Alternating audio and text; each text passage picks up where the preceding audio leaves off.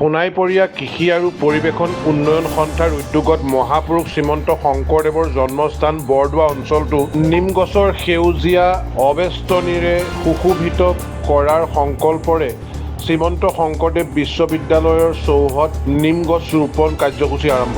নিমগছৰ ছাঁৰে সেউজীয়া ধৰণী হ'ব গুৰুজনাৰ জন্মস্থান বৃহৎ বৰদোৱা অঞ্চল। মহাপুৰুষ শ্ৰীমন্ত শংকৰদেৱৰ জন্মস্থান বটদ্ৰৱা অঞ্চলটো নিমগছৰ সেউজীয়া আবেষ্টনীৰে সুশোভিত কৰাৰ সংকল্পৰে গ্ৰহণ কৰা হৈছে বৃক্ষৰোপণ কাৰ্যসূচী।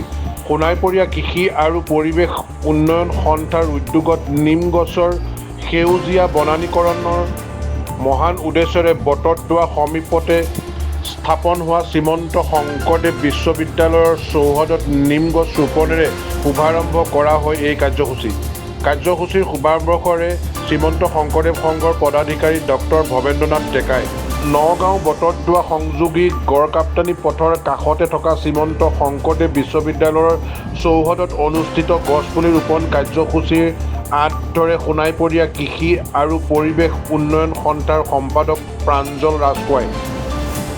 উল্লেখ্য যে এই মহান কাৰ্যসূচী সংঘৰ প্ৰধান সম্পাদক কুশল ঠাকুৰীয়া, ষ্টাৰ্টৰ সভাপতি প্ৰফুল্ল চন্দ্ৰ বৰা, বিশ্ববিদ্যালয়ৰ উপাচাৰ্য doctor Mridul Hazarika, registrar doctor Sarat Hazarika, সোণাইপৰীয়া কৃষি আৰু পৰিৱেশন উন্নয়ন সন্থাৰ সভাপতি কানু কুণ্ডলী, কোষাধ্যক্ষ ৰাহুল মেধি, সদস্য কংকনা শইকীয়া, অঞ্জুমণি ৰাজখোৱাকে আদি কৰি শতাধিক লোক উপস্থিত থাকে। নমস্কাৰ। আজি এটি শুভক্ষণ।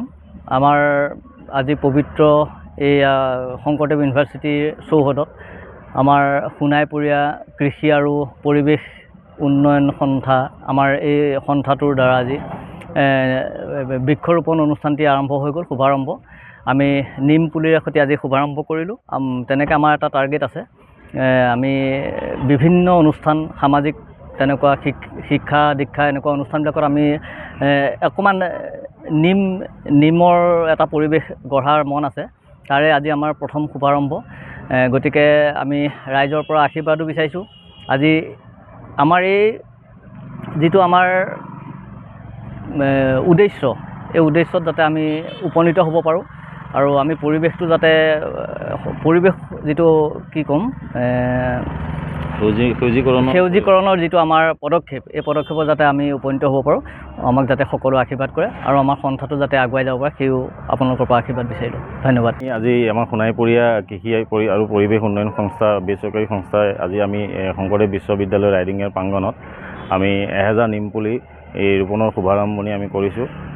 তাৰে আজি আমি প্ৰায় 200 পুলি ইতিমধ্যে আমি ৰোপণ কৰিছোঁ আৰু এই বৃক্ষৰোপণ কাৰ্যসূচীত শ্ৰীমন্ত শংকৰদেৱ সংঘৰ মহান পদাধিকাৰ আৰু লগতে প্ৰধান সম্পাদক ডাঙৰীয়া আৰু ট্ৰাষ্টৰ সভাপতি সম্পাদক সকলোৱে আমাক সহযোগ কৰিছে।